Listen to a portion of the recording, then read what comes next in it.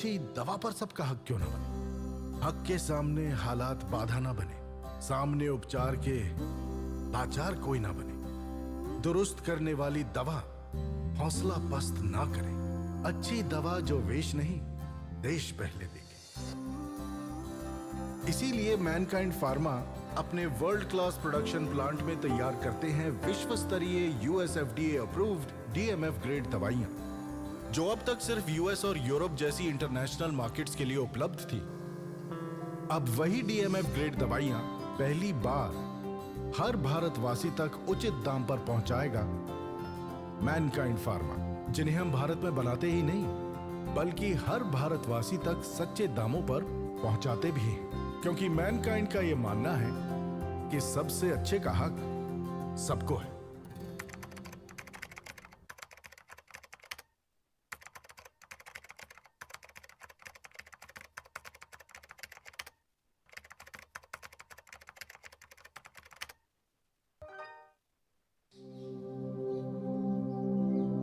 भारत जब ये देश अपना है और यहां की हर चीज अपनी है, तो क्यों यहां उगने वाला सबसे अच्छा आम और सेब हम नहीं चख पाते? क्यों यहां बनने वाला सबसे अच्छा ऊन, खादी और मलमल देश से बाहर चला जाता है? क्यों मेरे देश में बनने वाली सबसे अच्छी चीज पर मैं खुद का हक नहीं जमा पाता? आखिर क्यों? इसीलिए मैनकाइंड में हमारा मानना है कि जब दुनिया को नेकी से देखोगे तो सब एक जैसे दिखेंगे, किसी में कोई अंतर नहीं होगा। और होगा भी क्यों? क्योंकि जब सबका हक बराबर है, उस चमचमाते हुए सूरज पर, नीले आसमान पर, चंचल चांद पर और बहती हुई हवा पर, तो सबसे अच्छी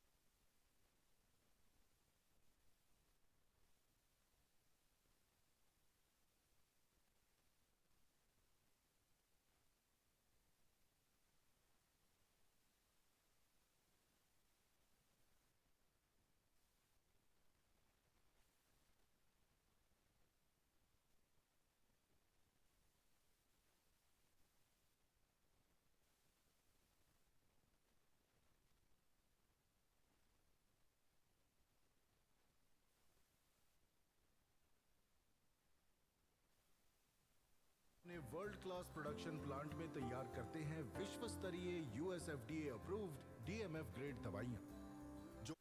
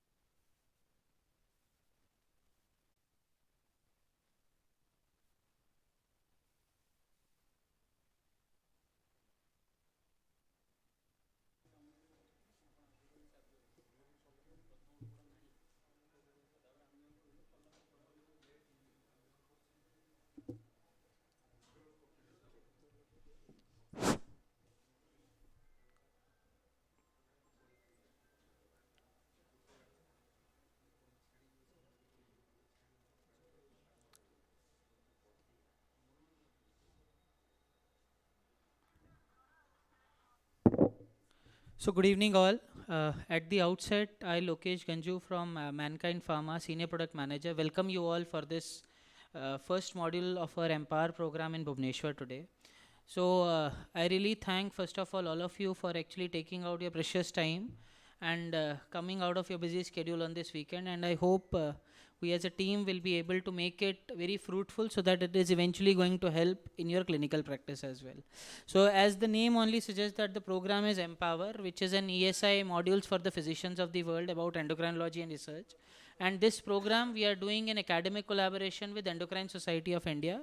And I mean, as I said, under the auspicious of ESI, renowned endocrinologists today will cover 4 topics. And in every module, we'll be covering 4 topics each. And it's a total entire program is of 4 modules. And in the end, we'll be felicitating you all under the auspicious of ESI only with some certificates.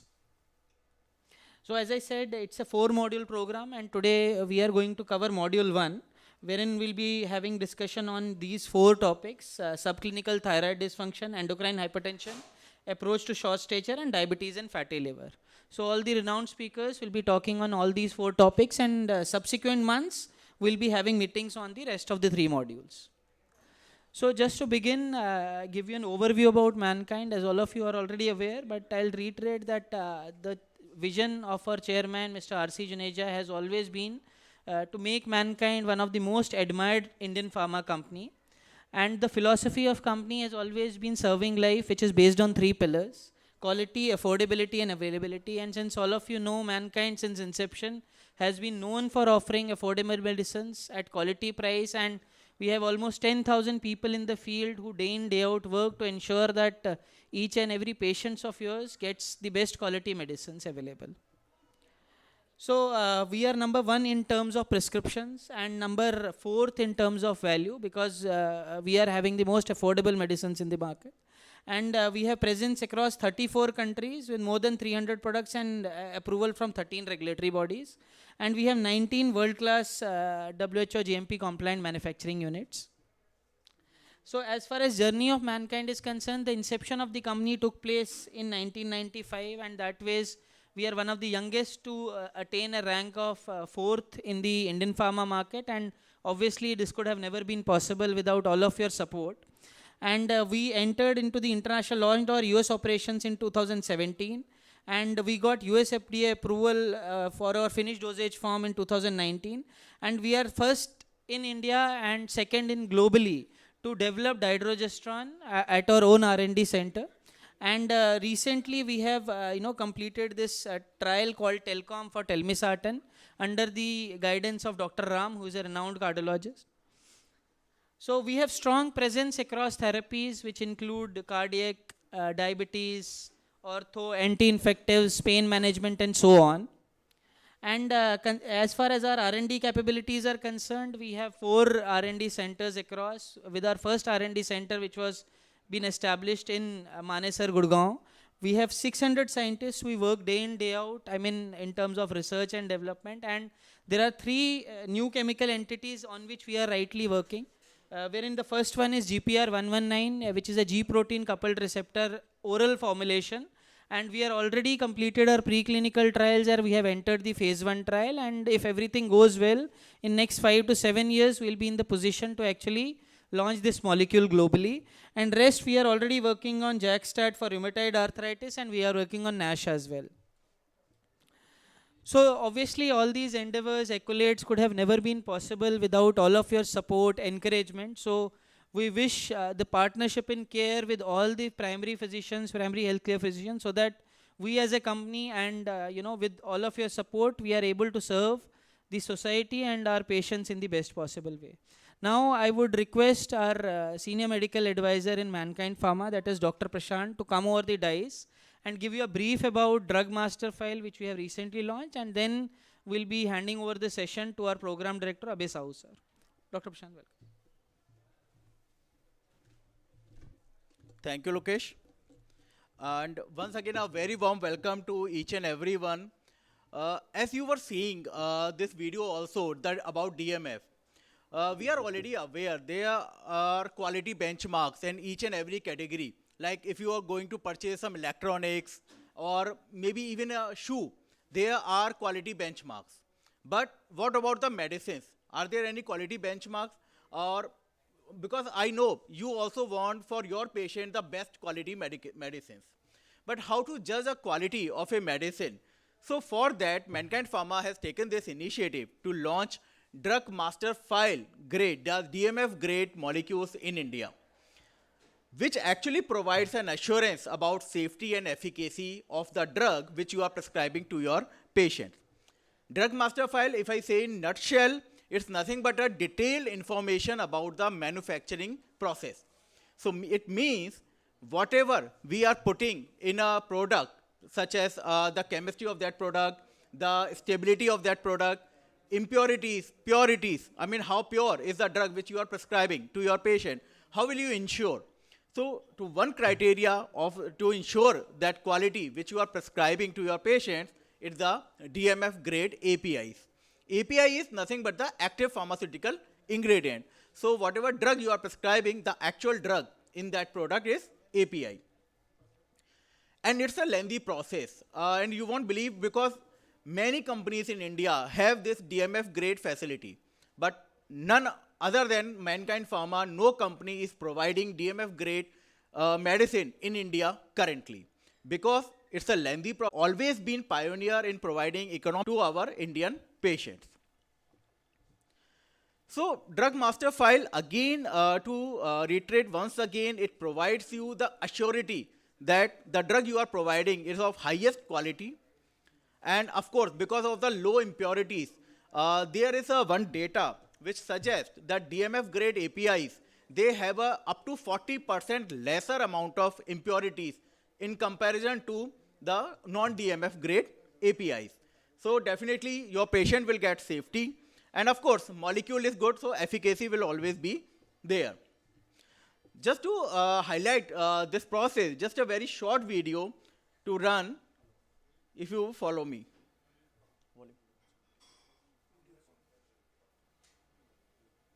Progress made by their patients. A virologist by the identification of a new virus. A hospital chain by the growing number of centers.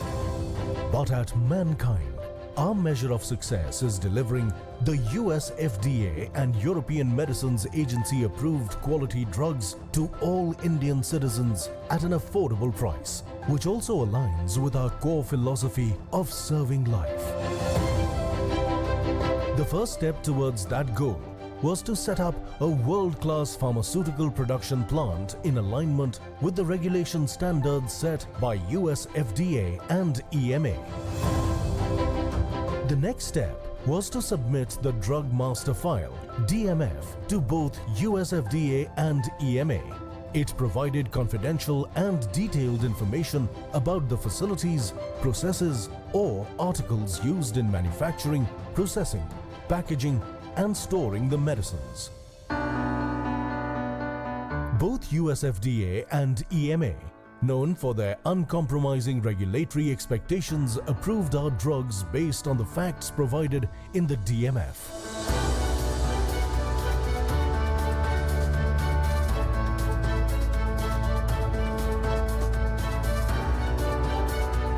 Our international quality drugs were welcomed across the globe.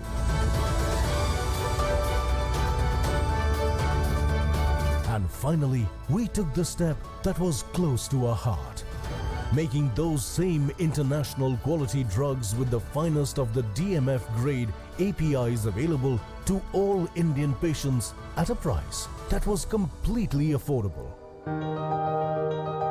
And it was their little smiles that inspired us to bring our best-in-class DMF grade API medicines like dapagliflozin, rosuvastatin, and bisoprolol within their reach. And this is just the beginning.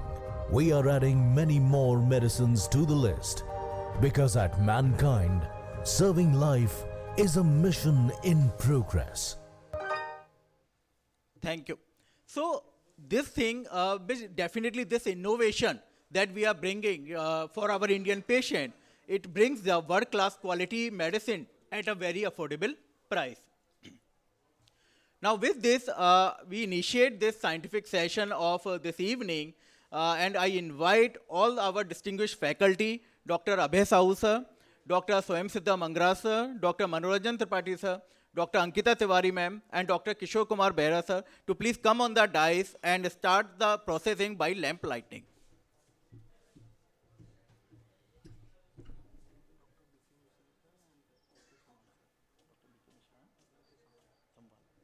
And I also invite Dr. B.K. Mishra sir and Dr. V.K. Sambal sir. Please sir, join us.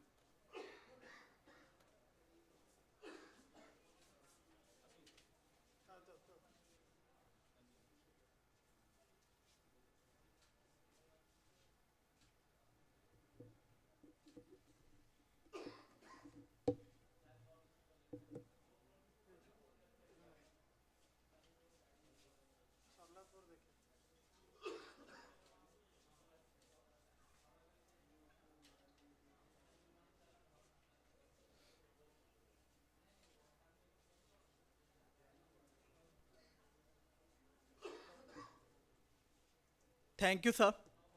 Thank you. And with this, I invite Professor Abhay Sahu sir to open this session with his opening remarks.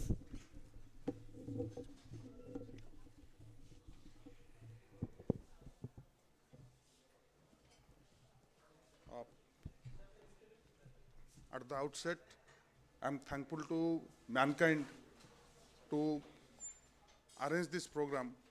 Actually, this is a Endocrine Society of India's initiative. They are planning in 4 modules. Actually, there will be 4 modules as already discussed. And this will discuss about common diseases in endocrinology and how these common diseases can be tackled in particularly at the peripheral level. So that is the basic motto, so that everybody should have some common knowledge about these endocrine disorders, and that will help everybody to at least in the peripheral level, because now Government of India is actually planning a coming out with a program in this. Actually, even if at the peripheral level where doctors are not available, only one doctor will be there along with paramedical staffs, so that they can even if manage the difficult cases, because they are coming with a protocol. Actually, Professor Nikhil Tandon has actually started a pilot program that has actually in Manipur and Meghalaya, both this has already been actually implemented. So the program is actually, there is a, they have given a flow chart, like suppose someone is having diabetes of 230 to 300. So what will be the initial drug? Then what is the meaning of 1 unit? 1 unit means it is 500 milligram metformin or 1 milligram of glimepiride, like that they have actually planned out. So how you can increase with the blood glucose, or how you can, even if at the peripheral level, how one can easily maintain or manage this diabetes or all those chronic diseases, diabetes, hypertension, dyslipidemia. These are actually, these pilot projects are on these 3 diseases. So similarly, we are actually, Endocrine Society of us coming out that we will discuss few common diseases that will at least help in at the peripheral level. At least everybody should have some basic knowledge about this thing. We know that everybody, you are used to treat those people, we are treating those people, but at least if we can refine that, that will help us actually to manage those patients. So with this much thing we have in the first module, we have 4 topics. One is diabetes and fatty liver. Second one is endocrine hypertension. Third is actually approach to short stature. Fourth is subclinical thyroid disorders. So for us, we have actually 4 endocrinologists who are with us, who will actually enlighten us with these topics. So for the first topic, we are having Dr. Ankita Tiwari is there. She is a endocrinologist who is working in Amri Hospital. Probably in this August gathering, everybody have actually listened her few times. She's a good orator, and we have given the topic diabetes and fatty liver to her to enlighten us. I'll request Ankita to come to the dais. And another important thing is probably, not probably, today is her marriage anniversary. So a big clapping for particularly this part. And with this, I request Ankita to plan the program.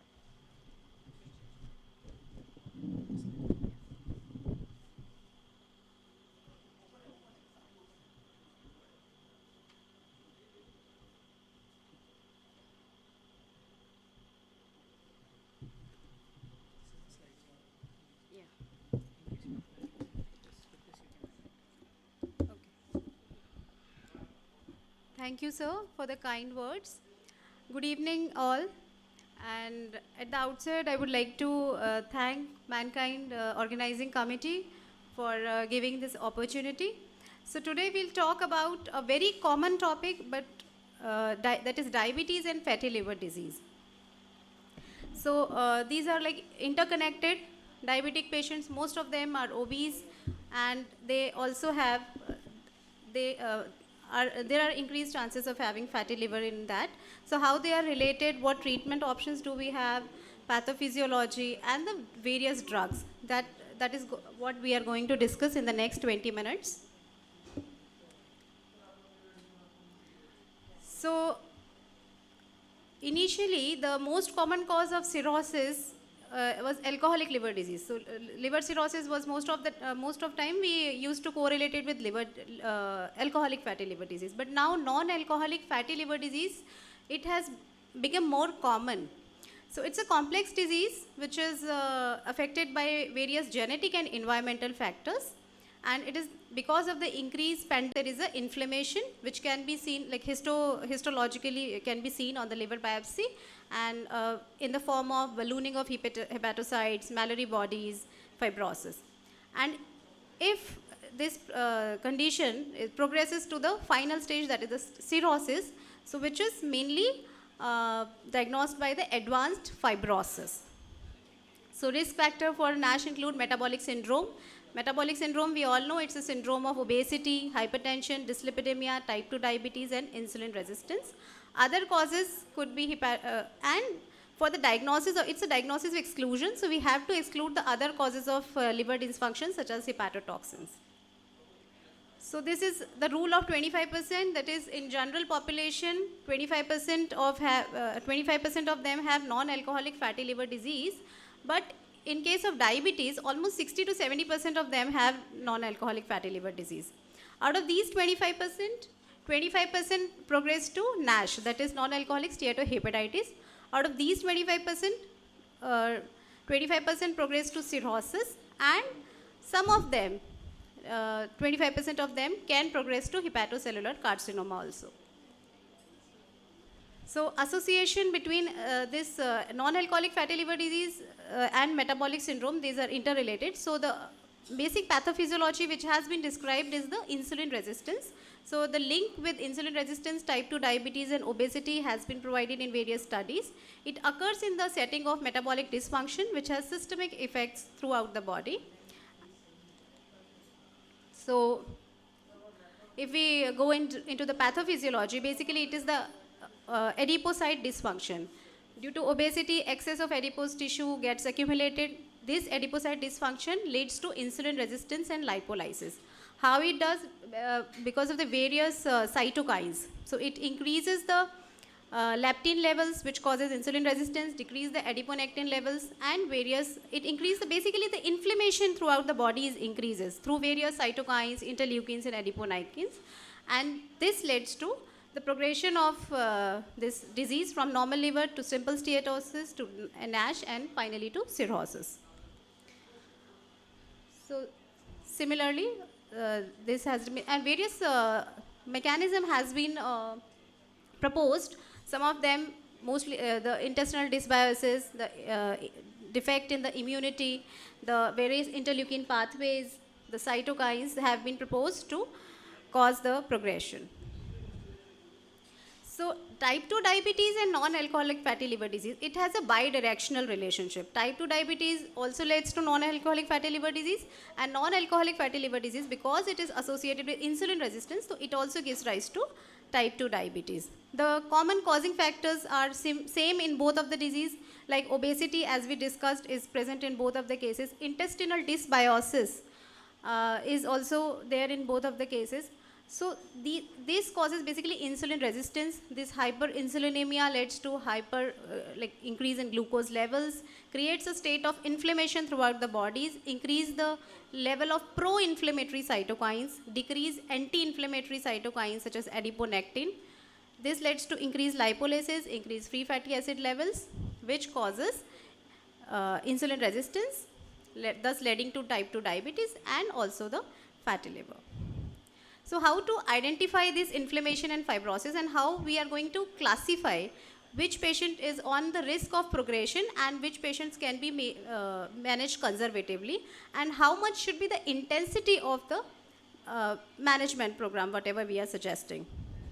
So the gold standard, till now the gold standard has been the liver biopsy.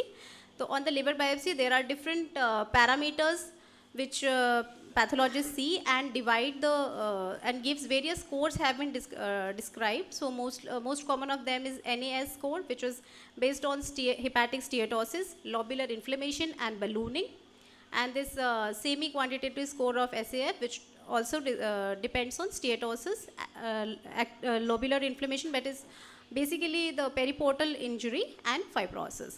So various parameters they see and calculate the source, and on the basis of that we divide the the injury into various, whether it is steatosis, whether it is steatohepatitis, or whether it is cirrhosis. Now liver biopsy is not possible in every cases. So now with the evolving technologies, various new biomarkers have been devised. So there are wet biomarkers which can be tested in the blood, and there are dry biomarkers which are basically seen on imaging. So the wet biomarkers, the most useful of them are this, which we are going to discuss in the future slide, in the further slides also. So they are basically the markers of inflammation, the direct collagen biomarker, and the markers of fibrosis. So direct collagen biomarkers and the dry biomarkers, that is imaging. The various techniques are there: ultrasound, fibroscan, magnetic resonance imaging, magnetic resonance spectrography. So on the basis of which the various stages of this fatty liver disease can be classified. So depending on the clinically, depending on the this risk factor, we can classify the patient according to their classify the risk of the patient to so whether they are going to progress to steatohepatitis or whether they are not. So the various risk factors are age, then their liver enzymes level, SGOT, SGPT level, platelet counts, albumin level, body mass index, or impaired fasting glucose. And on the basis of this formula, these scores are calculated, and various authorities have divided it into different, have devised different cutoffs to describe whether it is steatohepatitis or whether it is cirrhosis. So in the first NFS cutoff, you can see if the score is less than minus 1.455, then it is F0 to F2, that is fibrosis is mild, and it is only the inflammation. And if the score is more than 0.67, then it is F3 to F2, and there is the risk of cirrhosis. And between of that, it is indeterminate. So it cannot be clearly classified into either cirrhosis or steatohepatitis. The various new modalities of imaging, which we routinely we use ultrasound, MRI, and fibroscan, but various different modalities are also there, which has got their own limitations and advantages also. So we'll not go into much into details of that, but the various new techniques are this elastography, magnetic resonance elastography, and the additional tests can be done to confirm the diagnosis, but these are mostly for research purposes. So currently we have diagnostic modalities which we have is either invasive or non-invasive. Invasive is gold standard, but it is not, because it is invasive and not possible in every case. So histology, the liver biopsy is the imperfect gold standard to diagnose NASH and stage fibrosis. In the non-invasive modalities, they are useful, but they have got their own limitations. So there are non-invasive modality are not very fruitful. Better opportunities to find non-invasive tests for fibrosis are there. So clinically, while we are seeing the patient clinically, the age, the diabetes status, the obesity, the body mass index is important. While in the lab test, we can calculate various markers, that is liver enzymes, platelets, albumin levels, various scores based on these parameters, and the elastography on the fibroscan we can calculate. On the imaging, we have different modalities starting from ultrasound, CT, MRI, magnetic resonance spectroscopy, transient elastography, acoustic radiation force impulse, and MRE. And the biomarkers, most of them are based on inflammation and on the markers of fibrosis. So they are hyaluronic acid, fucosylated haptoglobin, and based on these various biomarkers, various scoring system has been devised.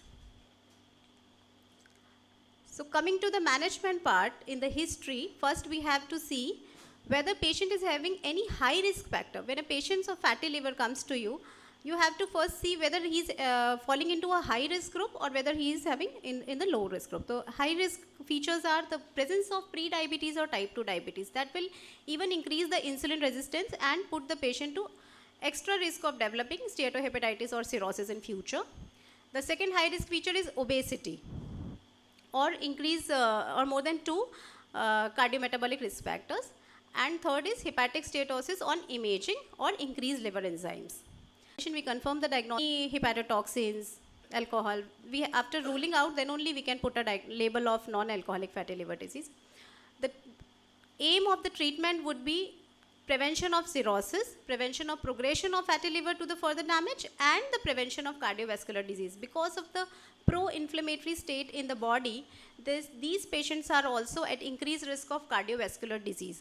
So simultaneously, along with the treatment of non-alcoholic fatty liver disease, we have to treat them for cardiovascular prevention also. So management would be basically based on management of obesity, weight reduction, treatment of diabetes, hypertension, and dyslipidemia. These 4 things we have to concentrate while treating these patients. And whether the patient, the fatty liver patients which we are seeing, he or she will progress to cirrhosis. The fibrosis risk stratification, we have to divide them into low, intermediate, and high risk. The intensity of the treatment, the intensity of the weight loss which we have to advise will be depending on the risk of the patient. So the weight management, first, the most important thing in this, as we have seen, all of the pathophysiology is related to adipocyte dysfunction. So basic, the cornerstone of management would be weight reduction. Now weight reduction would be, the amount of weight reduction would be different in all the 3 categories. 45 minutes to 60 minutes per day should be advised. Alcohol intake should be minimized. Weight loss goal to treat the NAFLD or obesity would depend on the risk stratification that we are going to discuss in the further slide. Then other than if the medical nutrition therapy is not achieving the weight loss goal, then we have medical therapies also, in which now we have GLP-1 receptor agonist, because it works by dual mechanism. It will reduce in weight gain also, and it will combat the insulin resistance also. Other than that, we have different other drugs like orlistat, other absorption inhibitors that we can use. And in the resistant cases, if other comorbidities are present, BMI more than 35, then we can consider bariatric surgery in selected cases. So this was the weight loss pyramid which we were discussing about. Depending on the stage and the risk stratification, we have to advise the weight loss. So if only in mild inflammation, mild steatosis, weight loss of more than 3%. Then if the inflammation is there, ballooning, then weight loss of more than 5%. To achieve NASH resolution, weight loss of 7%. And if already fibrosis has happened, then weight loss of more than 10% is advised. So coming to the guidelines, so AAC recommend patients who are having diabetes with non-alcoholic fatty liver disease, clinicians must consider treating diabetes and pioglitazone or GLP-1 receptor agonist when there is an elevated probability of having NASH based on the elevated liver enzymes and non-invasive test. So this is a high strength evidence. So to offer cardiometabolic benefits in patients with type 2 diabetes and non-alcoholic fatty liver disease, clinician must consider treatment with GLP-1 receptor agonist, pioglitazone or SGLT2 inhibitors. So basically while choosing the OHAs for these patients, we have to choose either weight neutral or the OHA which causes weight loss. They should be preferred. Then the next, due to lack of evidence of efficacy, metformin, acarbose, dipeptidyl peptidase 4 inhibitor, and insulin are not recommended in the treatment of steatohepatitis, but they can be continued for the glycemic management part, but they will not help in the management of the steatohepatitis. And additionally, there is an increased risk of weight gain also. Vitamin E. So basically vitamin E can be considered for the treatment of NASH in patients without type 2 diabetes, but some of the studies have shown that use of vitamin E in patients with type 2 diabetes with non-alcoholic fatty liver disease, they have increased risk of ischemic cardiomyopathy. So it should be avoided. We have, like many clinicians have a general tendency to start vitamin E and ursodeoxycholic acid in patients with fatty hepatitis, this steatohepatitis, but vitamin E should be avoided in patients with type 2 diabetes and a non-alcoholic fatty liver disease. Other pharmacotherapies for person with NASH cannot be recommended at the present time due to the lack of robust evidence. So these are the new drugs which are in phase 3 for treatment of NASH. They target on various pathways leading to the development of NASH.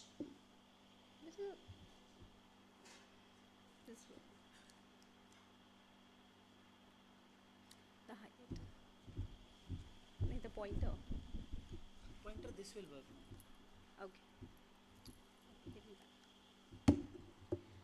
So these new drugs work on the various pathway, like we can see these new drugs, this resmetirom targets on the lipotoxicity and cell death, then peroxisomal proliferator activated receptor. These drugs, these agonists like saroglitazole, pioglitazone, lenifebranor, this is the new drug which has been approved. We are going to discuss about that. So these work on the lipotoxicity, cell death, basically targeting inflammation. And these new drugs, galectin inhibitor, that is belapectin, it targets the fibrosis part. So coming to the new, relatively new drug, semaglutide, that is oral GLP-1 receptor agonist. This is FDA approved for the treatment of type 2 diabetes and the reduction of cardiovascular disease. That is, it is FDA approved. So semaglutide is a GLP-1 receptor agonist which has been approved for diabetes and has been proved to reduce the risk of atherosclerotic cardiovascular disease also.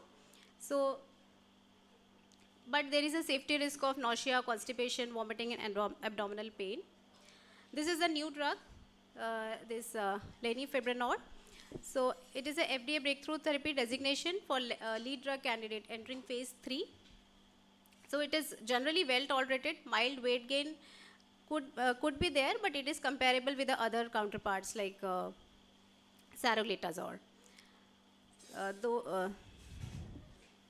This obeticholic acid, ursodeoxycholic acid, obeticholic acid has also been proved to be useful to reduce the raised liver enzymes. So obeticholic acid at the dose of 25 milligram once daily met the primary endpoint of improvement in liver fibrosis with no worsening of NASH, and adverse effects included pruritus, constipation and gallstone related events. So saroglitazole, it's a old drug, but now it's an Indian study which has supported its role.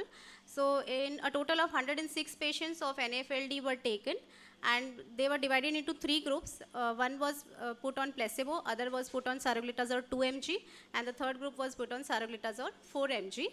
And it was noted that compared with the placebo, saroglitazole 4 mg improved the the anti-inflammatory cytokines, that is improved the adiponectin, The it has the beneficial effect on the insulin resistance, which was measured by HOMA IR index, and the triglyceride levels also. So basically, it's a dual PPAR alpha and gamma agonist, which works on both dyslipidemia part as well as on insulin resistance part.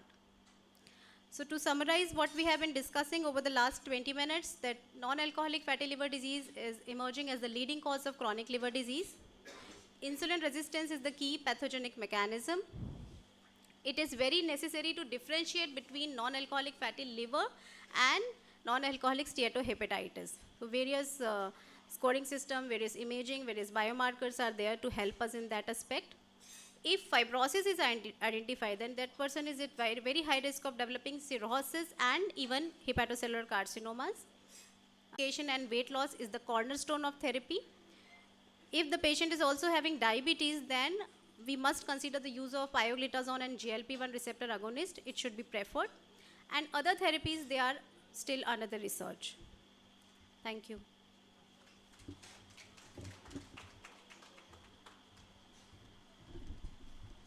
Thank you, ma'am.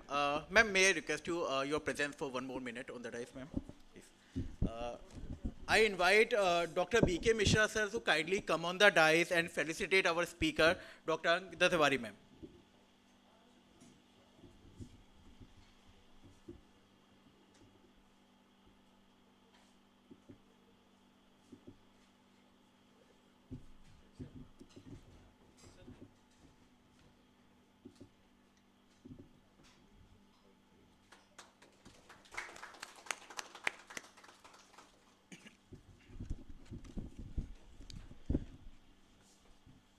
With this, I request Dr. Kishore Kumar Behra, sir, to kindly invite our next speaker, Dr. Swayamsiddha Mangraj, sir.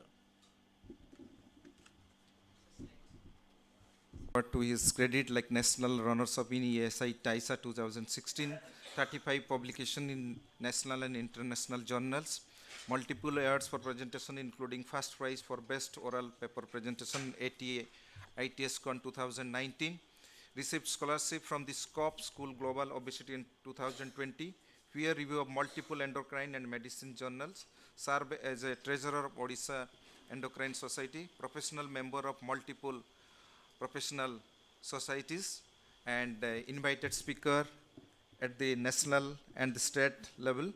So I will ask Swayamsiddha to present his talk. Thank you.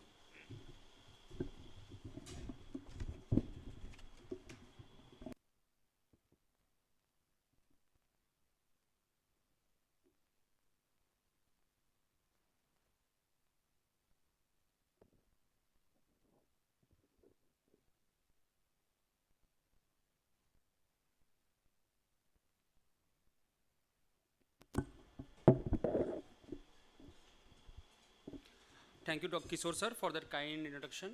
Warm welcome to everyone. So I think the outset has been said perfectly by Dr. Ankita. So she had beautifully elucidated the risk of NFLD and progressive NASH and ensuing CLD in diabetes. So my job is to, in the next 20 minutes, I would talk regarding endocrine hypertension from a physician perspective. So how this disorder is much commoner than thought of, and what should be done ideally in a routine clinical practice.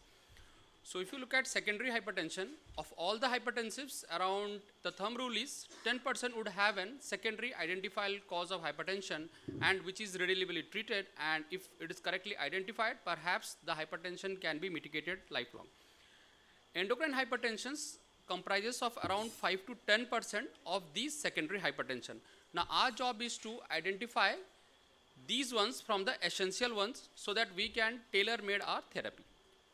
So this is the 2020 recommendation from the European Society of Cardiology and Hypertension. They have prescribed certain subgroups which are vulnerable, and targeted screening should be advocated in these specific groups so that the diagnostic yield of identifying and secondary cause of hypertension is much higher. So if the hypertension onset is less than 40 years, or there is acute onset of worsening of hypertension control who are chronically maintaining with a stable dose, any severe grade 3 or drug resistant hypertension, and presence of extensive hypertension mediated organ damage, if those are present, like those who present with severe papilledema or hypertensive emergencies, perhaps those candidates might be harboring a secondary identifiable cause of hypertension. So if you look at secondary causes of hypertension, as I talked, so I think the list goes from endocrine, renal, then vascular and drug induced. So among them, if you look at the endocrine causes, there are multiple endocrine systems which are perhaps involved, and hypertension being a significant manifestation of these underlying diseases in many of the cases. So if you look at endocrine causes, as roughly told, 5 to 10% of patients who have secondary hypertension, they might be having an underlying endocrine disorders, and I will show you which organs are predominantly involved and how to identify and screen these patients.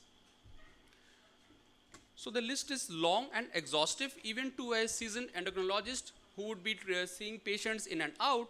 However, hypertension may be roughly seen as the index clinical presentation of around 15 different endocrine disorders, which encompassing from adrenal disorders, pituitary, thyroid, parathyroid, and other complex disorders. Among these, an accurate diagnosis would perhaps give the small window of opportunity to the treating clinician for aiming at either medical cure or surgical cure for the ensuing end organ, so that the ensuing end organ damage can be prevented. So this is the target organ for everyone to identify. If you are thinking of endocrine hypertension, remember the main culprit in majority of this would be adrenal in most instances, followed by pituitary, followed by thyroid, then parathyroid. So majority, you should remember, two endocrine organs which are likely to harbor a lesion resulting in endocrine hypertension are adrenal first, secondary is pituitary. So which disorders are you likely to encounter? So pituitary, there are two disorders, Cushing's and acromegaly, perhaps who have significant cardiovascular mortality, and hypertension is a significant determinant for them. So hypertension can be a presenting feature in acromegaly, Cushing's. We have seen patients treated for resistant hypertension with multiple drugs, eventually being diagnosed with either acro or Cushing's. Similarly, if you talk regarding thyroid illness, which are quite common, so both diastolic and systolic hypertension are seen in hypothyroid and hyperthyroidism. However, hypertension is not the manifestation of this disease, it is just an accompanying sign. They may present with symptoms pertinent to either hypofunctioning or hyperfunctioning of the gland. Similarly, parathyroid, PHPT or primary hyperparathyroidism may manifest with the classical so-called skeletal phenotype, renal phenotype, bone phenotype, but hypertension is one of them, and if you surgically treat and resect a parathyroid adenoma, that hypertension is going to go off. The problem is of identifying and treating adenocortical causes of hypertension. So basically you remember it could be aldo dependent or it could be aldo independent. For aldo dependent, the cause is either a adrenal tumor secreting aldosterone. So that is very, very common, especially in young people, or it could be bilateral idiopathic hyperplasia in the elderly population. So these are high aldo renin state. Rarely in children we can encounter monogenic causes of hypertension like glucocorticoid remibidal aldosteronism, which is FH type 1. These are all rarer, but still the possibilities should be explored in a patient who presents with refractory hypertension at a very young age. If you talk regarding low aldo and low renin, so there is another substrate coming from the adrenal which might be working in a similar fashion to aldosterone, but here the aldo levels and renin are both lower. The examples being subtypes of CH like 11 beta hydroxylase or 17 alpha hydroxylase, or very rarely deoxycorticosterone producing tumors. Other causes including if the enzymes which break down cortisol to inactivating cortisone, that is overwhelmed like in Cushing's or due to a genetic defect, we may also see hypertension which can be ascribed to an adrenal cause. Cushing's will have phenotype ranging, a wide range of phenotypes which I will talk of, which could be either pituitary or adrenal source. My talk would be basically, I will be focusing on primary aldo because despite the fact that disease has been diagnosed and delineated for last 70 years, still the screening is protocol is too low, and the yield of actually finding what we say 10% of, if you look at 10% of all hypertensives, the numbers would be burgeoning. But however, Despite that, only a minuscule of these are eventually diagnosed during their lifetime, despite suffering from multiple cardiovascular mortality and morbidities. So which are the groups? Do we need to screen for primary aldo? Because the tests are very costly, so we need to be judgmental among which patient are we likely to subject for testing. So if a patient has a sustained hypertension, very poor control with drug, so-called resistant hypertension if not controlled by 3 antihypertensives in a maximal tolerable dose, including a diuretic, or even if the BP is controlled requiring more than 4 or 5 antihypertensive drugs, perhaps here the yield of finding primary aldo could be more than 30 to 40%. Similarly, if a patient has hypertension with hypokalemia, think of aldo. However, don't be enthusiastic for finding hypokalemia, because normokalemic aldo is also quite commoner, to the contrary to the popular belief. So mere absence of hypokalemia does not necessarily mean the patient does not have primary aldo. Similarly, if a patient has young onset hypertension with a vascular stroke at very young onset, less than 40 years, perhaps these patients should be screened for primary aldosteronism. So now we know that which patients we need to screen for primary aldo. The next logical question is, how do we do it? So we have a certain battery of screening tests.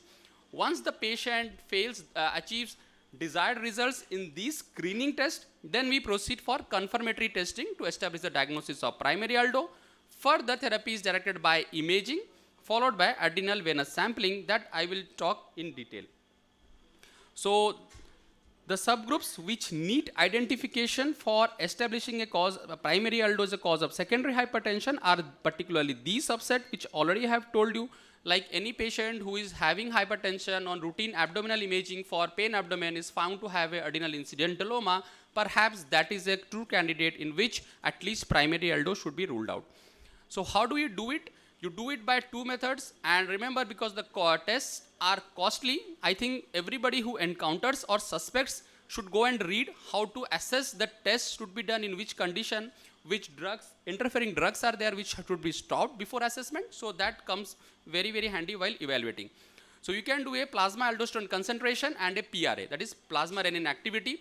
So as the name suggests, for primary aldo, there is an autonomous secretion of aldosterone. So the PAC cutoff is between more than 15 ng per dl with suppressed renin, because that aldo will obviously suppress your renin activity.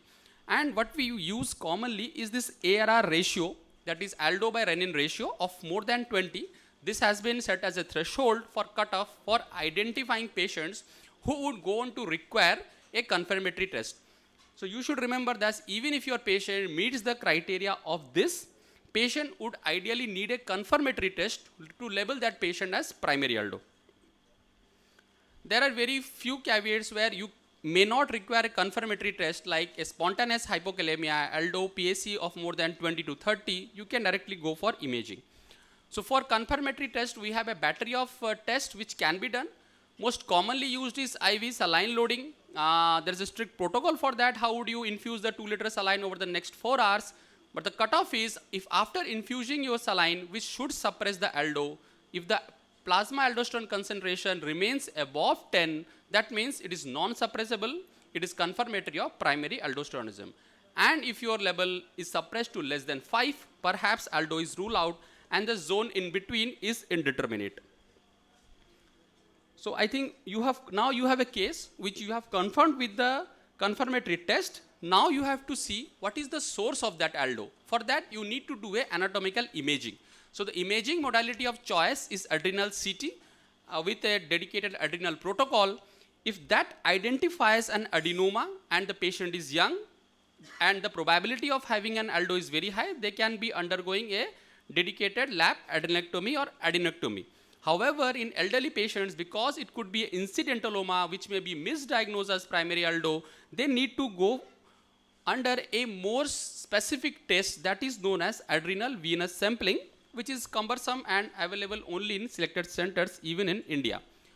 What I would like to suggest everyone that you should remember, there are multiple antihypertensive medications which definitely are going to have an impact on the assessment of aldo PRA. You name any drug that is there in this list.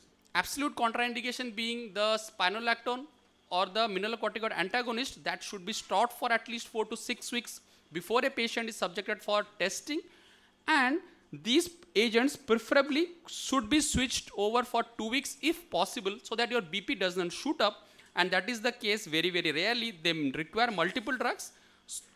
The only safe drugs are verapamil, slow release, and prazosin. So which seldom does the task, and many people will not be controlled with these 2 drugs alone. They would require additional drugs, but then based on the interaction, you need your clinical judgment to speak about the ARR ratio. So I think if patient is young and there is an adenoma which has been identified, the patient can straight away go for a dedicated lab adrenectomy. However, that situation is tricky in patients who are more than 40 years, because that adenoma could be an incidentaloma which may be functionally normal, and the other gland may be harboring a smaller nodule, or that could be bilateral hyperplasia, in which the treatment of choice is medical management with mineralocorticoid receptor corticoid antagonists.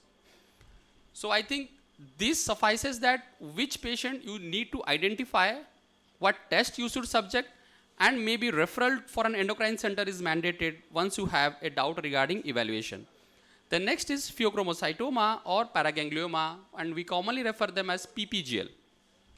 So what are the patients in which you need to evaluate for a pheo? Remember, it is a rare disorders, but those who have a classical triad, as we have read from our undergraduate days, or paradoxic response to stresses, drugs, surgery, especially anesthetic induction, a patient who has an adrenal mass with hypertension, or any other disease which has an hereditary predisposition for developing in future for paraganglioma or pheochromocytoma. Because in 2022, the dictum is any patient who is diagnosed with a PPGL should ideally undergo genetic testing, because it is all hereditary in many cases and family screening can appropriately be done. So if you remember that the patients who have a classic triad, so classic triad patients would be having pheo. However, you look at the sensitivity, it is only around 60%. So 60% of your pheo patients would have a classical triad. Rest 40, despite having the tumor, may not have the so-called classical triad. So they may have a monosynaptic presentation with 1 or 2 symptoms. So if you have now diagnosed a patient who may be harboring a pheo, your next job is to first prove it biochemically. Never go for anatomical imaging before proving it biochemically. That is the thumb rule in any endocrine diseases you see. So for that, what test you need to do? You can either do a 24-hour urinary free metanephrine assessment or fractionated assessment, or you can do a plasma fractionated metanephrine assessment. The cutoffs are there. So the levels, if it exceeds more than 2 to 3 folds of the upper threshold of that particular test, then perhaps the patient is screen positive, that patient might be having a pheo. Problem is when their elevations is less than 2 times, like 1.5 times, which can happen in a resistant hypertension case or even some stress conditions, there the situation is tricky. You have to go for other confirmatory test or other modalities. Now you have diagnosed that patient has pheo, perhaps your tests have come as positive. You would have sent metanephrines, fractionated metanephrines that have come out positive. You need a imaging localization. For that, you need to undergo a CT. So CT is mandated for abdominal pheos. So a CT with adrenal protocol in most cases will identify your culprit lesion. In negative imaging cases, we can go for MIBG scan or other functional imaging scan. So in 2022 now, even before MIBG, gallium-68 dotate scan is currently used because the sensitivity is higher in those scans for detecting pheos. And in head and neck, chest, thorax, the imaging may be MRI head and neck, so those may be picking up the lesion, not CT. Once you have diagnosed, now you have to resect the tumor. But before proceeding for resection, the patient should be given alpha blockade, beta blockade, rehydration, followed by surgery. If you don't follow these steps, you are likely to end up in a catastrophe, which may lead to death of the patients. And the perioperative course is often too stormy despite adequate alpha and beta blockade, and all credit should go to the managing anesthetist, who are really, really well equipped as of now for managing a crisis during the tumor resection. So this is what I was talking about, because many of them are usually syndromic. So NGS panels are now available. You can subject the patient so that family screening can be targeted, and you can also prognosticate what is your risk of developing FeO in the contralateral gland or anywhere else in the body. If you move to Cushing's, so Cushing's, I already told you that there are classical few signs which have high discriminating index. If those are present, that means you need to evaluate for Cushing's. Just remember these findings: easy bruisability, facial plethora, proximal myopathy, classical purple livid stria in adults. So if these signs are there, you need to work up for a patient, especially who is hypertensive, diabetic, need to work out for Cushing's. In children, weight gain with decelerating growth velocity is what is commonly seen if patients suffer from Cushing's. Children do not have that classical stria, all these findings, proximal myopathy, because of other reasons. So Cushing's could be ACTH dependent, that means pituitary or central, or it could be ACTH independent, that means it is adrenal directed. So how do you like to now pinpoint which is at defect, whether the pituitary is at defect, whether the imaging at is defect? It is said that there is no endocrinologist perhaps in the face of earth who has not faced difficulty in evaluation and interpreting Cushing's. So disease may be florid, but it has its own problems even with so-called super imaging diagnostic modalities. So you have a case with Cushing's, which test you need to do? You need to do at least the patient should identified by 2 tests out of the 3. It could be 24-hour urinary free cortisol, it could be overnight DEXA suppression test, or the late night salivary cortisol test. In non-availability of any of these tests, we often do a 11 p.m. cortisol to check for the diurnal rhythmicity of the cortisol secretion.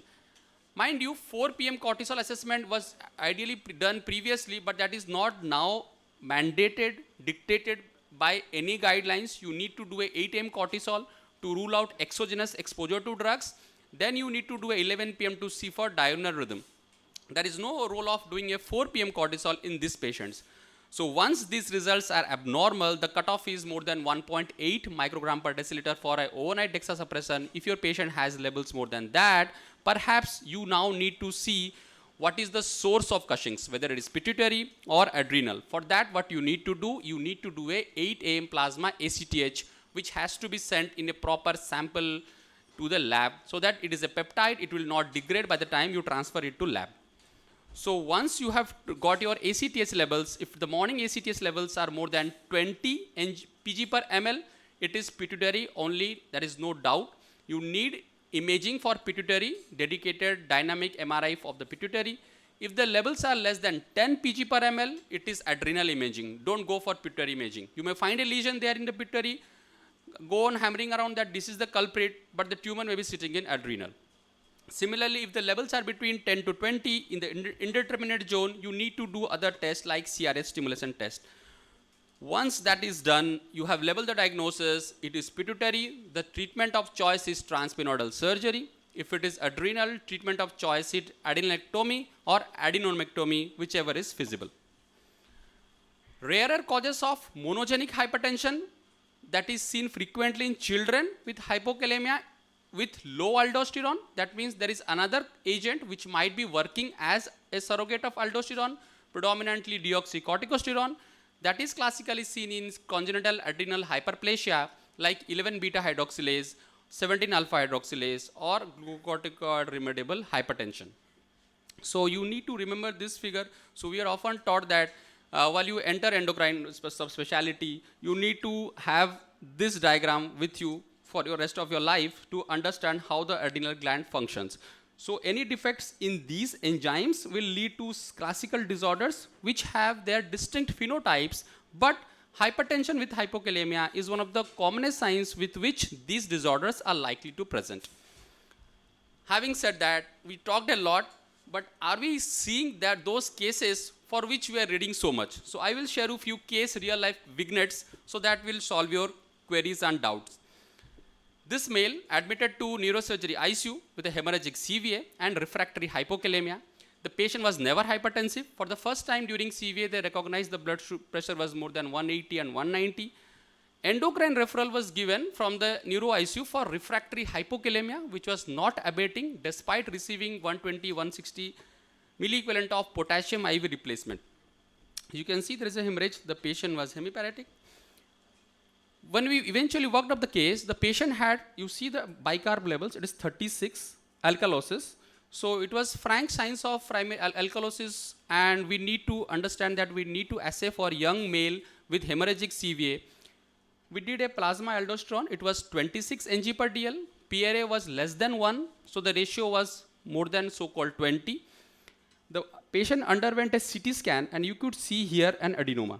So that adenoma was sitting there, so we labeled it, perhaps we could not do a confirmatory suppression test because the patient was already sick with ICU. The patient unfortunately did not agree for surgery. We put the patient on mineralocorticoid receptor antagonist, and eventual follow-up was planned.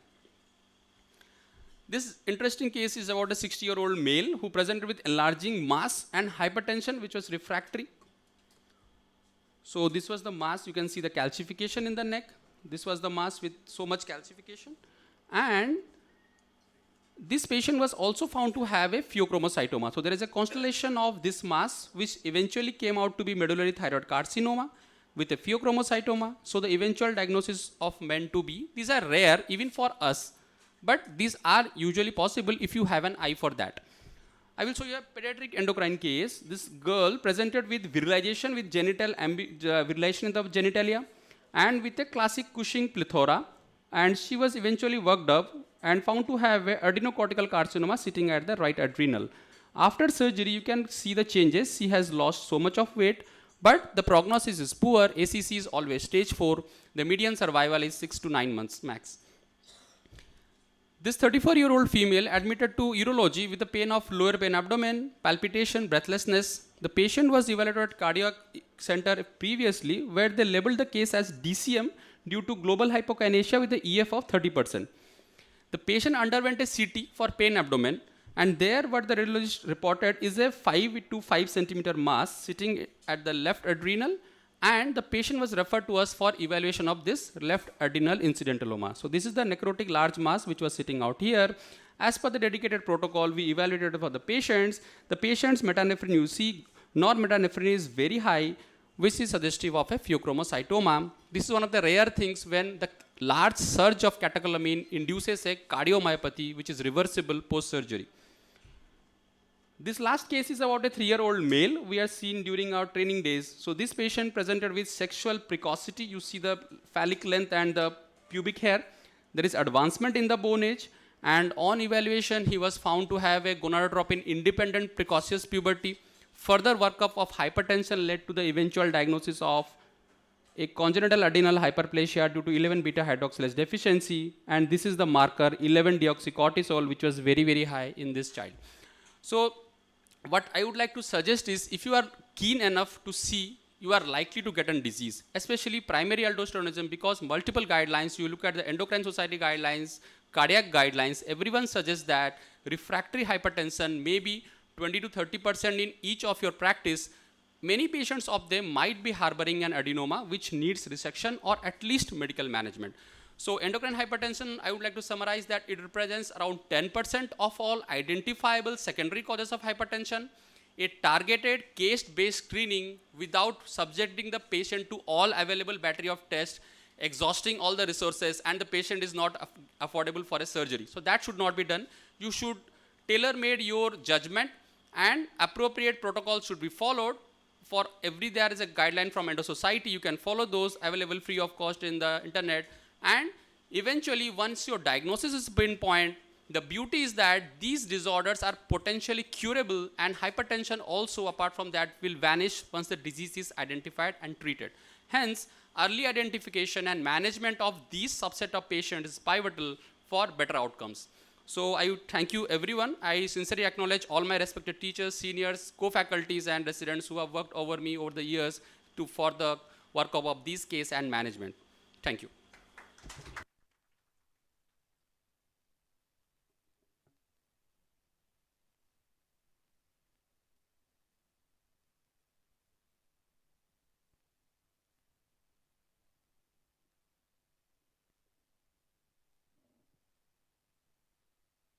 Thank you, Dr. Mangra sir. Now I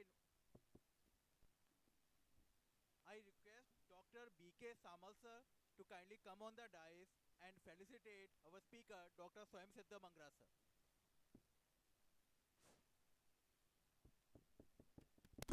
अच्छा, sorry. Rajesh.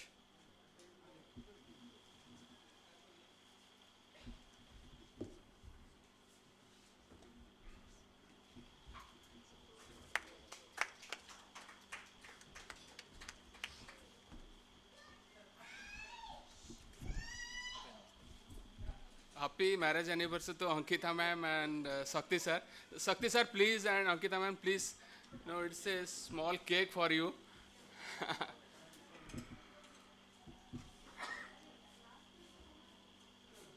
So it's a occasion. We thought that no, if the occasion is there, let's celebrate in front of all, senior doctors and all.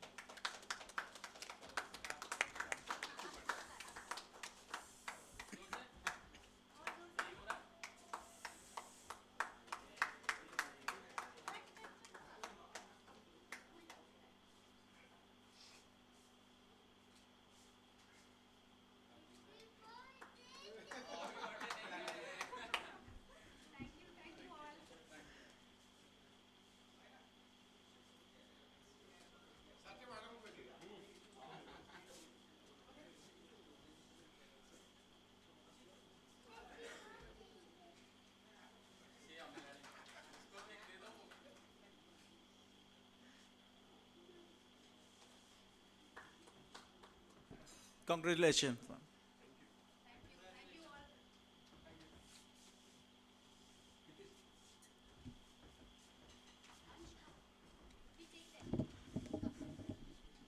Thank you, everyone. So now we proceed with the scientific engagement of this evening, and I request once again Dr. Kishore Kumar Behra sir to kindly come on the dais and invite our next speaker, Dr. Manoranjan Tripathi sir.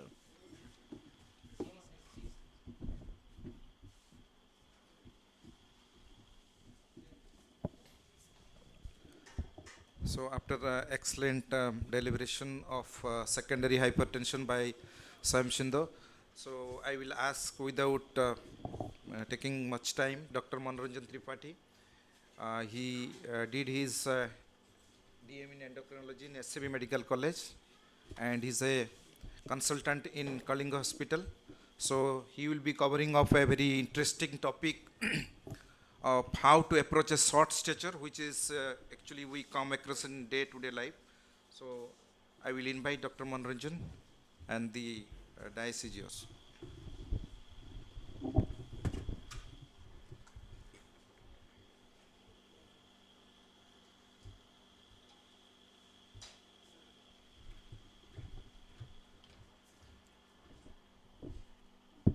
Thank you, sir. So I'll be discussing about approach to short stature. We know that short stature is quite common in pediatric patients. We often forget to measure the height of our pediatric patients, so we miss a lot of pediatric patients who have short stature. So once we detect short stature, how to approach these children and how to manage them properly, that I will be discussing now. I will discuss about how short stature is defined, what is the proper definition of short stature, what is the physiology of normal growth, what is the clinical and diagnostic approach towards these patients, and what are the practical tips to manage these children with short stature. So to define or to identify short stature, we usually use these growth charts, and we need two things: one, height of the patient, and second, the height velocity or growth velocity of the patient. Once we take a height of the patient, then we plot this on this growth chart. As you can see, this is the 97th centile of the growth chart and this is the 3rd centile of the growth curve. Children whose height falls below this 3rd centile are told to have short stature. This 3rd centile is also known as -2 standard deviation from the mean. As you can see, the 50th centile is, this is the 50th centile and this is the average or mean height of a population.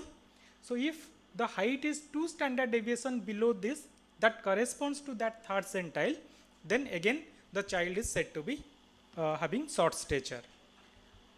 So to give you a proper idea about how we plot this growth chart, suppose this is a 10-year-old child who has a height of 115 centimeter.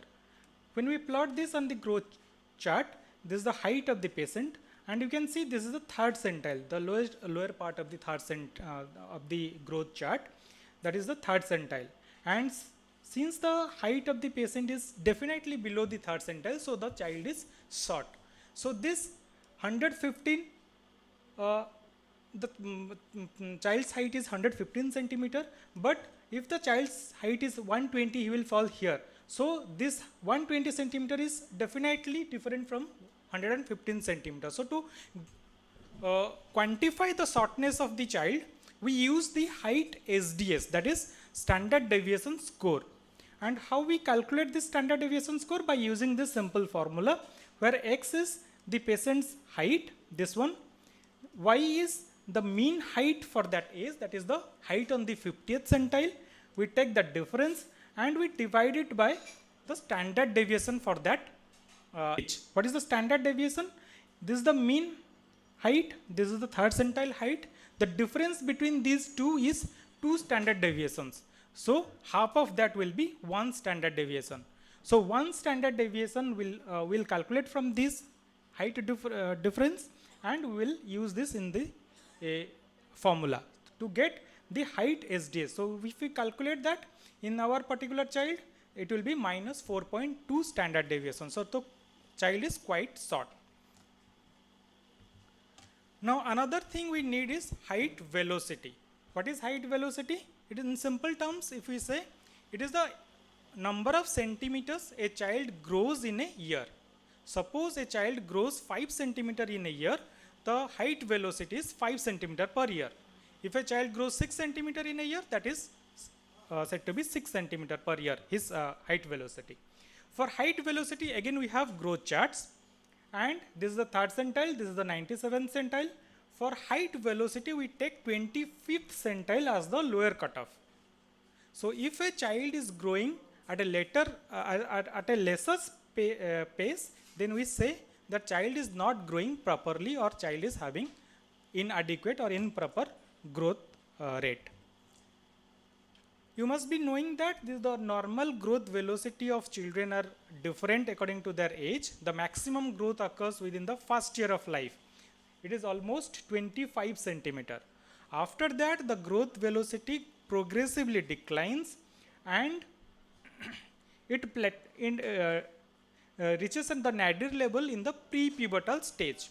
You can see from this growth chart, in the infancy, in the first few years of life, the growth velocity is quite high, progressively declines over a period of time. In the pre-pubertal age, the growth velocity is the lowest. Then there occurs the adolescent growth spot because of the surge in the sex steroids. The major difference between the adult male and adult female occurs because of this difference in the growth spot that occurs during this adolescent period. Before that, you can see the growth velocity of both male and female are quite overlapping. This is only this adolescent growth spot which occurs earlier in females and to a lesser pace than male. So the final adult height between a adult male and female is almost, the difference is almost 13 centimeter.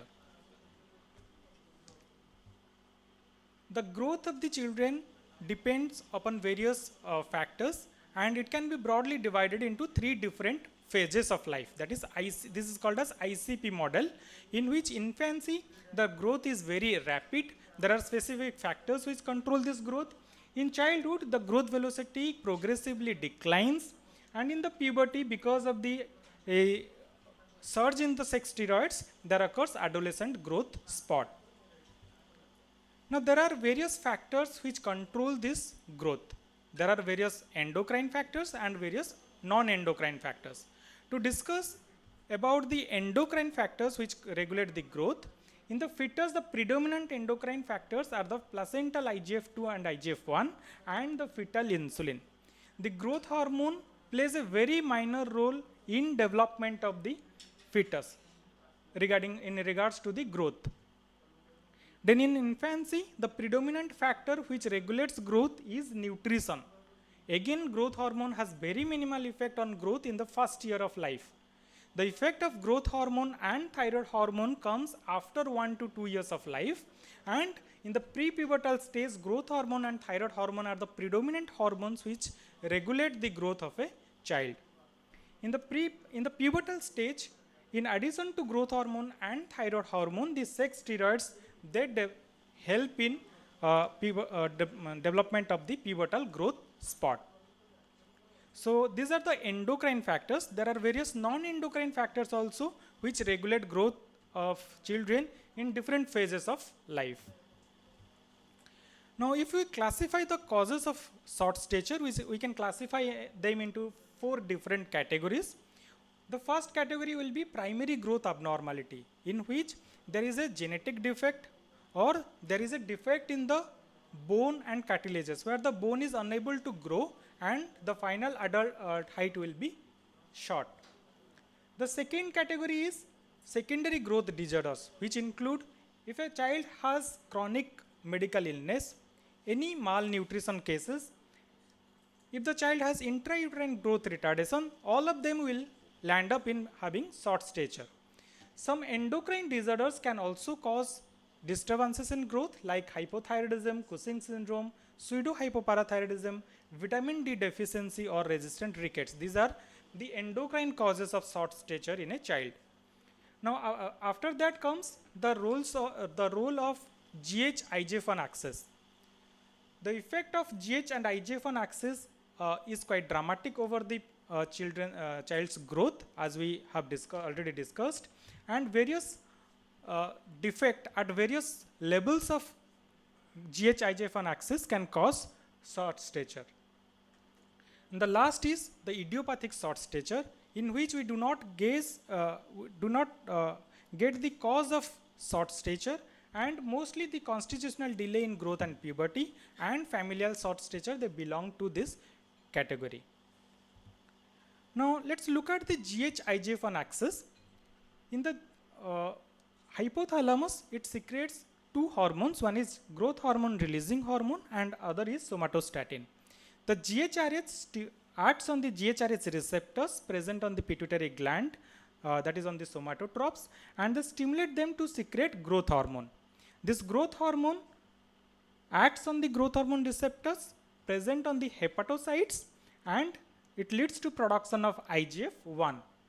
The IGF-1 receptors are present on the growth plate, the growth plate or the growth cartilage, and this help in differentiation of this growth plate and help in linear growth. So any defect in any site of this axis will lead to deficiency of growth hormone or IGF-1, and thereby it will lead to short stature. So when we take a history for diagnosis or to identify the cause of short stature, a proper history, a proper examination is quite vital before we jump to any conclusion or to do any endocrine evaluation or non-endocrine evaluation. So first comes history. In history, we should take a proper prenatal history. We should look at the nutritional status of the mother, because we know that if the mothers are undernourished, the children will be having malnutrition and short stature. In birth history, we should inquire about the mode of presentation, because we know that breech presentation, if the child has breech presentation, so they might have growth hormone deficiency. Then in milestones, we should inquire about the developmental milestones. We know that there are various syndromes which can cause short stature, and if the patient has some syndromic features in form of delayed developmental milestone, then they will have short stature. We should take a proper nutritional history. Again, malnutrition we have discussed that will cause short stature. So if we should take a nutritional history. Any evidence of systemic illness, psychosocial history should also be taken properly, because we know any chronic medical illness will affect the growth of the children. Now, when we examine the child, particularly those who have short stature, the predominant focus should be on the anthropometric parameters. There are various anthropometric parameters which we need for identifying the cause of short stature. First, we need a height, proper height. If we don't take a proper height, we'll miss a lot of cases who have short stature.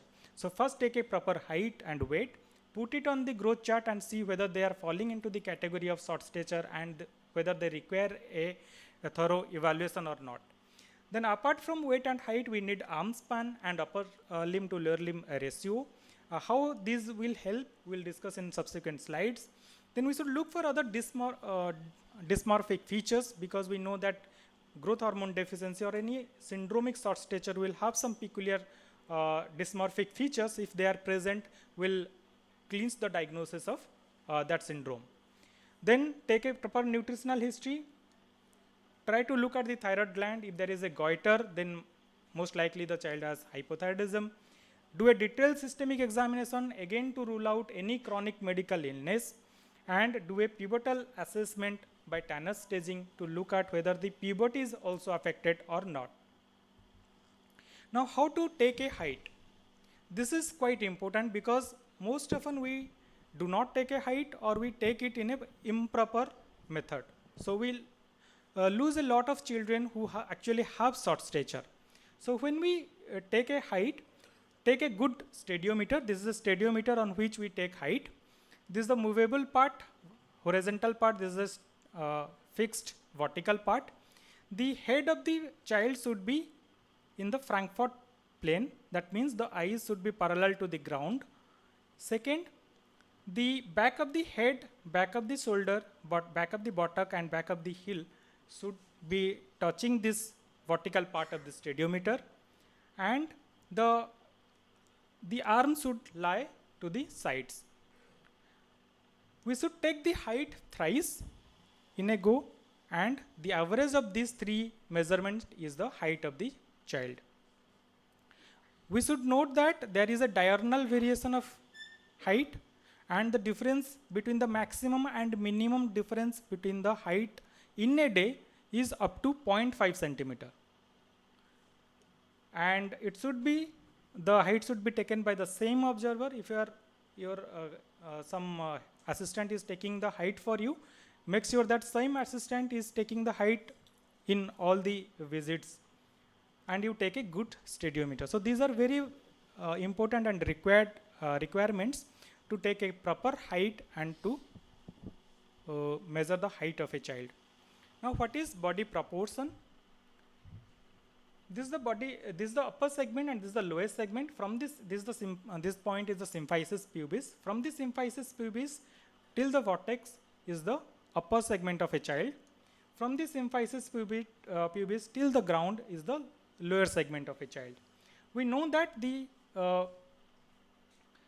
at the time of birth, the upper segment is quite enlarged in comparison to the limbs. So the upper segment to lower segment ratio at the time of birth is 1.7:1. Progressively, as the age increases, the limb length increases, and by the age of 6 years, the upper segment to lower segment ratio becomes 1.2:1, and by the age of 10 to 12 years, it becomes 1:1. Post puberty, there occurs further lengthening of these limbs, and the upper segment to lower segment ratio dips to around 0.9. So how this body proportion will help us in making our diagnosis, that we will see. Now the second part is, after measuring taking the height and all, we have to do a proper assessment regarding the Tanner staging of the child. So in the females, depending upon the breast appearance of the breast bud and breast size, different parts of the breast development, and depending upon the appearance of pubic hair, they are classified into 5 different stages. Starting from stage 1, which is pre-pubertal, till stage 5, which is mature female. In male, the genitalia and pubic hair are staged from stage 1 to stage 5.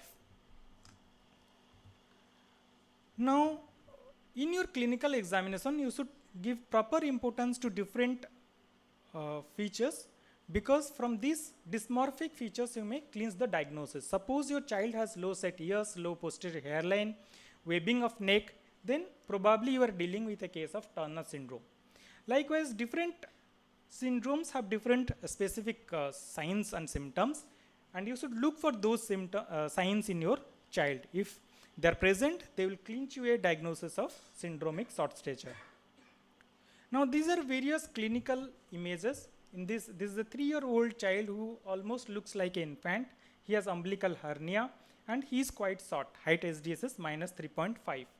So, this is a case of congenital hypothyroidism. Now, this is another child, a 15.5-year-old female. Height SDS is minus 4.5, and you can see there is no breast development till the age of 15.5 years. And if you can mark, there are some skeletal deformity in form of kyphosis and scoliosis. So most likely this is a case of Turner syndrome. And this 12-year-old child has short stature, height SDS of minus 4, and you can see knock knees here. So most likely this child has rickets. So if you do a proper thorough clinical examination, the image of the child will give you a clinical diagnosis. Now, how to approach these children who have short stature? First, as I have told you, look at the dysmorphic features. If they are present, they will give you a diagnosis. But if these features are absent, then the body proportion that we discussed previously will help you in reaching your diagnosis. If the child's body proportions are appropriate to the age, then it is called as proportionate short stature. If child's body proportions are in age, then it is called as disproportionate short stature. In disproportionate short stature, we can have short limbs or we can have short trunk. If the patient has short limb, then most likely we are dealing with these conditions like hypothyroidism, rickets, achondroplasia, osteogenesis imperfecta. So we are dealing with these cases. Suppose the child has short trunk, the trunk is not growing, then most likely mucopolysaccharidosis, kyphoscoliosis, spondyloepiphyseal dysplasia. So we are dealing with these conditions. Suppose the patient has proportionate short stature, that means body proportions are appropriate to the age of the patient, then we have to look at the height and weight of the patient. If the patient is overweight for the height, then we are dealing with either Cushing syndrome or growth hormone deficiency. If the height, weight are appropriate, then most likely we are dealing with CDGP or familial short stature cases. Or if the weight is predominantly affected, then most likely we are dealing with patients with systemic illness or malnutrition. Now, in the evaluation of patients with short stature, the role of bone age determination is quite important. For bone age determination, we usually take the image of left hand and wrist, and we look at these different parts of the hand to make a appropriate bone age estimation. We take the radial and ulnar epiphyses, the carpals, and the proximal end of the different phalanges, and from these calculation by using a Grulich pile chart, we make a proper assessment of bone age. Now, how this bone age will be helpful in evaluation of patients with short stature? If the bone age is delayed, this is chronological age, this is bone age. If the bone age is delayed and the patient has normal growth velocity, then we are most likely dealing with a case of constitutional delay in growth and puberty. But if the bone age is delayed with abnormal growth velocity, then most likely we are dealing with any systemic illness, any endocrine disorder or malnutrition. Suppose the bone age is corresponding to the chronological age and the patient has normal growth velocity, then most likely the patient has familial short stature. Otherwise, we have to look for, if the patient has low growth velocity, then look at other factors like malnutrition or any chromosomal disorder. Very rarely, patient will with short diagnosis of Turner syndrome. But if all these are normal, then you do some dynamic test to look at whether there is a defect in GH-IGF-1 axis or not. Remember, doing a random growth hormone sample is of no use in evaluation of patients with short stature. Most often we see referral with random growth hormone of lesser than normal. You should know that the growth hormone is secreted in a pulsatile manner, and most of the time the growth hormone levels are undetected. It is only during the night time when you sleep in your NREM sleep, the growth hormone secretion occurs. So if you do a growth hormone sampling at any point of time, most likely you will detect an undetectable level, and that will not help you in reaching your diagnosis. So if you diagnose growth hormone deficiency by doing this dynamic test, then you do some imaging to see whether there is any supracellular mass or any defect in the pituitary. Now these are two important causes of short stature that we most often see in our clinical practice. One is familial short stature, one is constitutional delay in growth and puberty. There are subtle differences between these two syndromes. Like familial short stature can occur in both sexes, but constitutional delay in growth and puberty is more common in boys. The length at birth is normal in both of them. The family history of short stature is usually present in familial short stature, but family history of delayed puberty is usually present in constitutional delay in growth and puberty, because they have a delayed tempo of puberty. Then if you look at the height of the parents, you will find they are familial short stature, but they will be of normal height in CDGP patients. Height velocity will be less than normal in familial short stature, and puberty will be delayed in patients with CDGP. If you look at the bone age and chronological age, bone age corresponds to chronological age, but it is greater than height age in familial short stature. But in patients with CDGP, chronological age precedes the bone age and height age. The final height, the familial short stature children, their final height will be lesser than the normal, but the CDGP patients, they will have a delayed onset of growth spurt and they will reach the normal adult height. The management of these children truly depends upon the underlying cause. So it is very important how you detect the underlying cause. Otherwise, the treatment will be difficult. Now there are some indications of growth hormone. It is not that all short children will respond to growth hormone therapy. The definitive indication of growth hormone is childhood growth hormone deficiency. But with availability of recombinant human growth hormone, other indications came into picture, and progressively the other indications were added to indications of growth hormone therapy. But remember, it only will act in this set of people. It will not act in any random patient who have short stature. So some silent features about the evaluation of short stature. Determination of the growth velocity is the most important factor in the evaluation of the short stature. Crossing of the centile is an important sign. If your child is crossing at least 2 centiles in your growth curve, then definitely that is an indicator to evaluate that child. Patients with systemic disorder, weight will be more severely affected than height. But patients with endocrine disorders, the height will be predominantly affected than the weight. Obese or overweight kids, they usually have relatively tall stature in comparison to their peers, but if you have a obese and short kid, you should always evaluate them. Now let's look at these growth charts and make some clinical diagnosis. Just look at how you can diagnose these patients by looking at these growth charts only. So this child, this is the weight, this is the height. You can see the weight is affected first. The height is affected at a later age. So most likely this child has a chronic systemic illness or malnutrition as the underlying cause of short stature. But this child, the weight is almost unaffected, but you can say see that the height has plateaued. There is no further increment in the height. So most likely this child has a endocrine disorder as a cause of short stature. Now this child, this is the height. This child is growing at a lower pace than the third centile, but it is growing parallel to the third centile. But you can see that at the latter age there is a sudden upsurge in the height, and he reaches to the normal target adult height. So this is most likely a case of CDGP, where there is a delayed pivotal growth spot, and at the final adult height is normal. But look at this child, the height is less than third centile, and he continues to grow below third centile till adulthood. So most likely this is a case of familial short stature.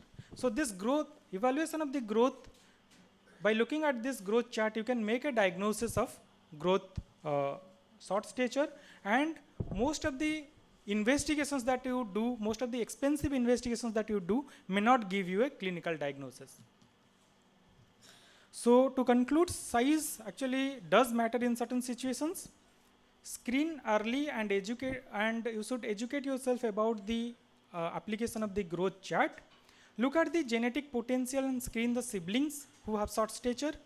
Identify the syndromic causes of short stature, and whenever in doubt, refer to an endocrinologist for further evaluation and workup.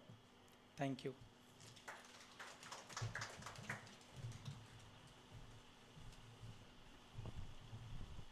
Thank you, sir.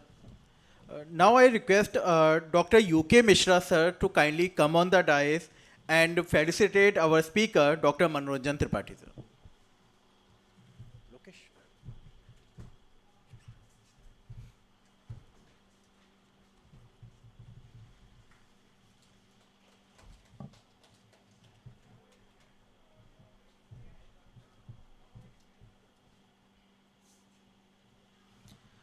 Now I request Dr. Swamsiddha Mangra, sir, to kindly come on the dais and invite our next speaker, Dr. Kishore Kumar Behra, sir. So I think Dr. Kishore sir does not need a formal introduction to the house, but as a customary, he is an astute clinician, researcher, and speaker par excellence. So he currently heads the Department of Endocrinology and Metabolism at AIIMS Bhubaneswar. Sir has more than 30 publications to his credit in various national and international journals. He has been the recipient of the prestigious 10th A.V. Gandhi Award for the Excellence in Endocrinology in 2012. Awarded multiple times for best poster presentations in SECon and ITSCon at various national forums. Sir is interested in various obesity and metabolic disorders, principally young onset diabetes, its complication, thyroid disorders, pituitary and adrenal disorders. He has already served as a treasurer in the nationally concluded SECon 2018, which has been a benchmark event at Bhubaneswar, and sir is a professional member from various societies including the ESI, USAS, Endo Society and the RSCSDI. With this, I would like to formally invite Dr. Kishore sir for this talk.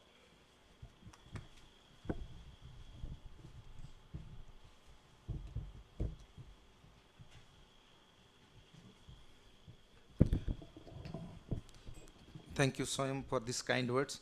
So I'll be talking about very common and very important topic. After the diabetes, this the most common endocrine disorder we come across in day-to-day practice. And actually, whether all the subclinical hypothyroidism we need to treat, and what are these indication where you have to treat this patient, and we'll be discussing over a period of 20 minutes.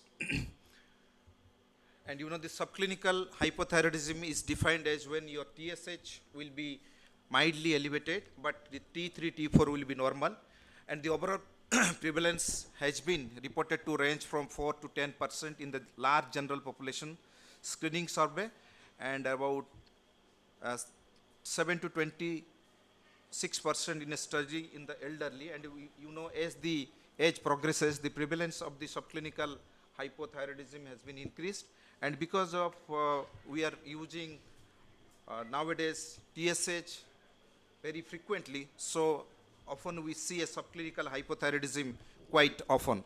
That may be the one reason why you will come across lot of subclinical hypothyroidism. And you can see here, this is the different types of thyroid disorder. You have a overt hypothyroidism where the TSS level will be high. We take around more than 10. Some says if TSS is more than 15, it is a overt hypothyroidism with low T4, T3. Subclinical hypothyroidism, your TSH will be 5 to 10 or 10 or more than 5, you can say, more than the normal cutoff for the TSH, and T3, T4 is within normal level. Euthyroid, both the TSH, free T3, free T4 or T3, T4 are normal. Subclinical hyperthyroidism where your TSH is low, but free T3, free T4 will be normal. Overt hypothyroidism, your TSH will be low because the T3, T4 will suppress the TSH, and thyroid hormone resistance, the TSH will be normal, and the free T3, free T4 will be high and normal. Sometimes we will come across, and that will be the endocrine causes you have to refer to us because it's difficult to diagnose and to manage. So the epidemiology you can see here, the subclinical hypothyroidism or the mild thyroid failure is a common problem with a prevalence of around less than 10% in the population without non-thyroid disease or without any gout. And the prevalence increases with age and is higher in women. And you can see also there is a different cutoff point for the elderly also. And you can see that after 6 decades of life, the prevalence of men approaches to the women and with a combined prevalence of 10%. And we'll be discussing about how important, what is the difference between the TSS cutoff level in the elderly person in the subsequent slides. And the question is, the elevated TSH, the presence of free T3 and free T4. Usually, most of the time we check the T4, T3. We don't check the free T3, free T4 because we keep this as a reserve.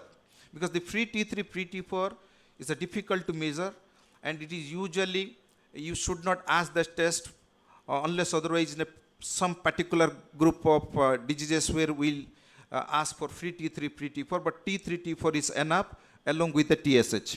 And when to treat, why to treat, and how to treat, and how long to treat. What are the certain conditions where the subclinical hypothyroidism is always need to be treated.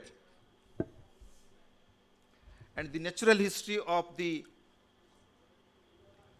subclinical hypothyroidism, sometimes it progresses to the overt hypothyroidism. So what are the conditions where the subclinical hypothyroidism will progress to the overt hypothyroidism and continues as a subclinical hypothyroidism? Some cases also revert back to the normal. Children with subclinical hypothyroidism is a remitting process. Usually it is become normal with low risk of evolution towards the overt hypothyroidism. Most of the subject revert to euthyroidism or remained as a subclinical hypothyroidism with a rate of evolution towards overt hypothyroidism from 0 to 30%.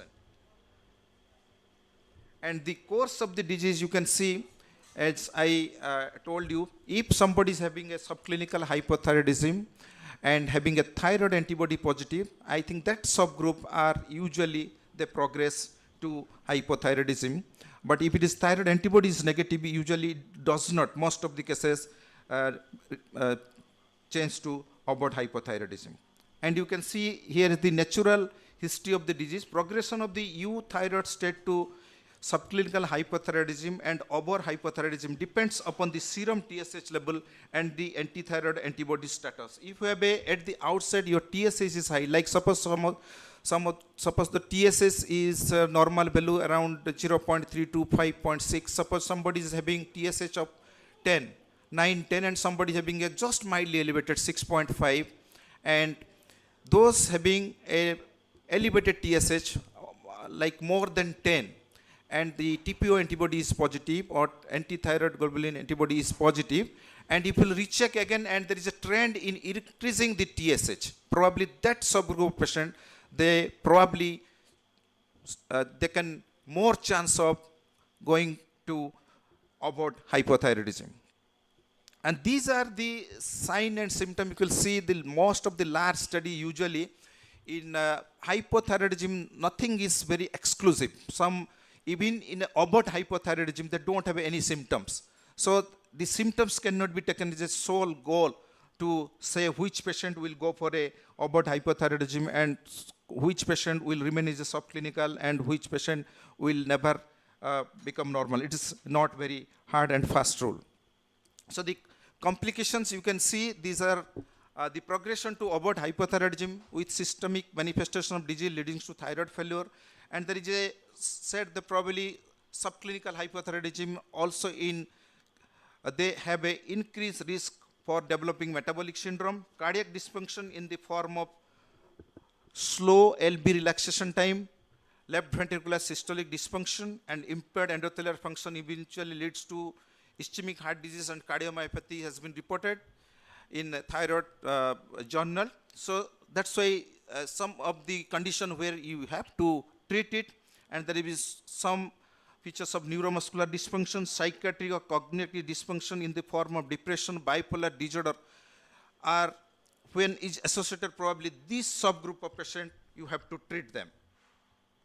And the risk factor, if somebody having a family history of thyroid disease, personal history of thyroid disease and presence of anti-thyroid antibodies, or somebody having like ENT condition, or they have a mouth cancer and somebody has exposed to the radiotherapy, or somebody has been history of nuclear exposure, probably that subgroup of patient, they are more risk to develop some form of hypothyroidism or subclinical hypothyroidism may be lead to full-blown hypothyroidism. And some of the medication, the most important here for the depression, we use the lithium or amiodarone. Amiodarone, it can be anything. It can be hypothyroidism. Sometimes it can leads to thyrotoxicosis also. In the old days, as you know, the old days also there is the TSH also increases as the age progresses. And if somebody is old days with thyroid antibody is positive, probably they are more prone to develop hypothyroidism. So coming to the case presentation, we'll be discussing and how we'll interpret this. This is a 70 years old woman, complicated complaint of mild fatigue, dry skin, difficulty in losing weight since last 2 years. Past medical and surgical histories are non-remarkable. No family history of diabetes, hypertension, or ischemic heart disease. Physical examination shows normal, including non-palpable thyroid gland. ECG is normal. Serum TSH free T4 tests were repeated 2 weeks after first visit and found to be 8.1 and 1.4 nanogram per deciliter respectively. Diagnosis, it is a subclinical hypothyroidism. I can see here, this is the reports, and the thyroid antibody is positive. So, subclinical hypothyroidism, why to treat and when to treat? Treatment of patients with serum TSH level 5 to 10 remains controversy, whether you will to treat or you don't treat. If somebody is having a dyslipidemia or thyroid antibody is positive, somebody wants to get pregnant or manic depression psychosis, in that condition we treat. The strongest argument of levothyroxine therapies are risk of progression to the overt hypothyroidism and the possible improvement of the quality of life and possibility of that the subclinical hypothyroidism is the cardiovascular risk factor. So in that condition, probably you need to treat. And levothyroxine therapy has been also shown to reduce the neuromuscular dysfunction, psychiatric and cognitive dysfunction. Usually these are the condition, probably you have to treat it. And the predictor of subclinical hypothyroidism progression is a presence of goiter, elevated both thyroglobulin and your TPO antibody, but the progression increase in the thyroperoxidase or microsomal antibody, if there is presence, probably in that condition you have to be look into the patient and probably you have to check after 6 months or after 3 months.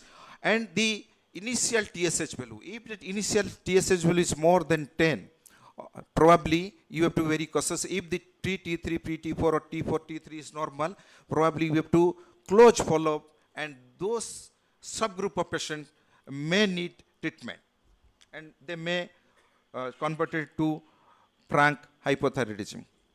And these are the condition: obesity, cardiac alteration, endothelial dysfunction, hyperlipidemia, blood pressure, hemostatic balance, emerging risk factor for CBD and hypercholesterolemia state are associated with this subclinical hypothyroidism. But not all the cases you have to treat. We know that obesity, when there is an increase in BMI, there is a proportional correlation with the increase in the TSH level. So not all the cases that need treatment. So coming to the subclinical hypothyroidism, clinic criteria defining subclinical hypothyroidism is slightly elevated or more than the normal TSS value with pre-T3, T4 level within the reference, affect 10% of the adult with greater prevalence in women. Most common causes is Hashimoto's thyroiditis. This is an autoimmune thyroiditis. You can diagnose with TPO antibody or you can do a FNAC.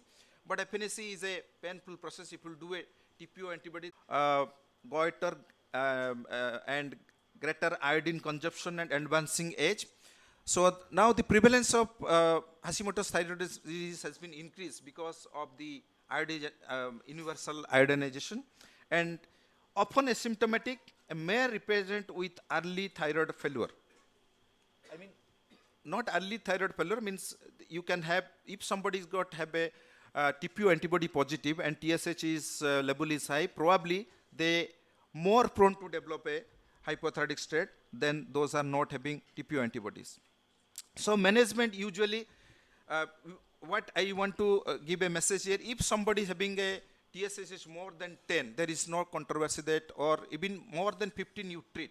If it is 5 to 10, you wait and do a TPO antibody. If TPO antibody is positive, you can follow up, but in certain groups, like somebody is having a pregnancy, even in a lower margin, also even more than 4 also now you can have to treat it with TPO antibody positive. If somebody having dyslipidemia, somebody having psychiatric manifestation, even 5 to 10 also you have to treat.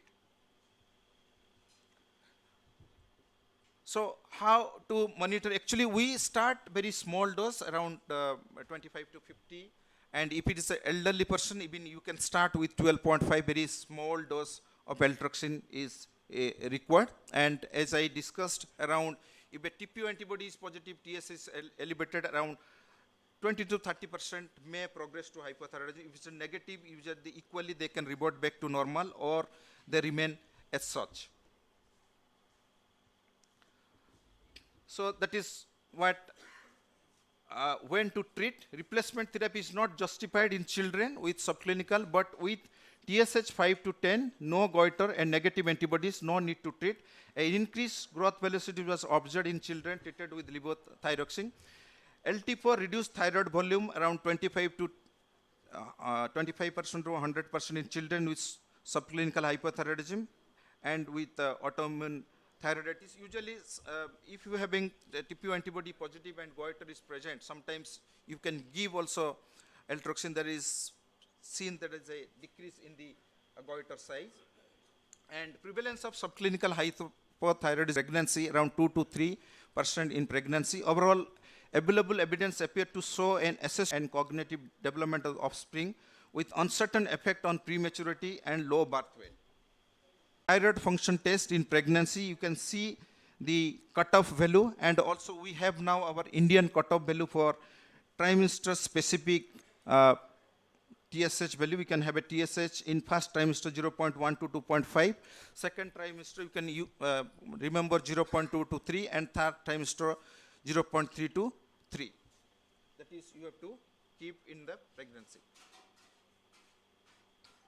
So the adverse outcome associated with subclinical hypothyroidism during pregnancy, as you know, these are 3 things you can have. Adverse effect on pregnancy outcome, adverse perinatal outcome like premature delivery, hypertensive disorder, and adverse neurocognitive disorder in the offspring. That's why if subclinical hypothyroidism and TPO antibody is positive, then usually you have to treat in the pregnancy. So you should not wait. So pregnancy with subclinical hypothyroidism, you have to treat. So that is how the effect of hypothyroidism on pregnancy. These are multiple problems you can encounter. So you can have a low birth, baby preterm birth, respiration distress and consequent of hypo-hospital. But these are actually not seen in day-to-day practice, but it is mentioned in the book. So then the adequate treatment with the thyroxine and subsequent restoration of the normal thyroid function greatly reduce the frequency of such complication.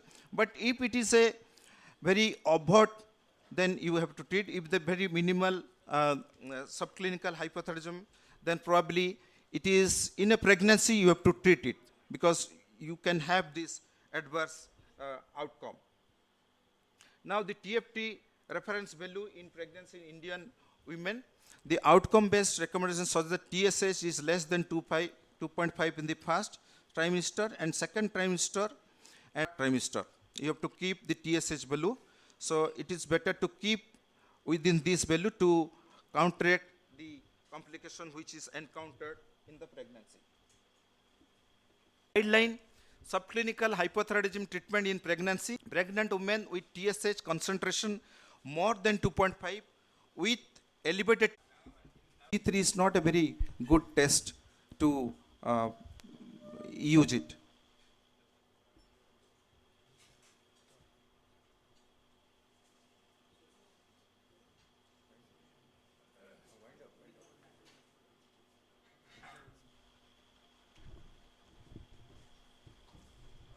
In case we have any question,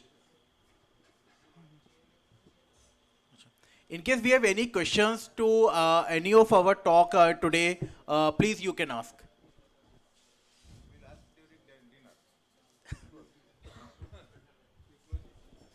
Okay.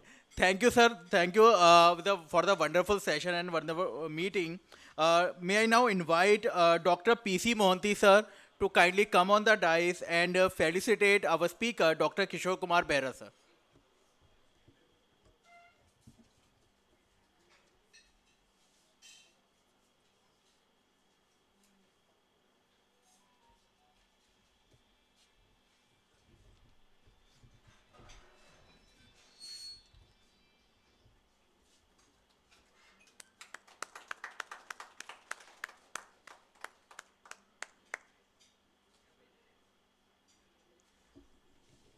So with this, we conclude this session. But before we wind up for dinner and other proceedings, we have a great news to share with you all, that we have recently launched and launching within few days time the SGLTDS, the new combination therapy.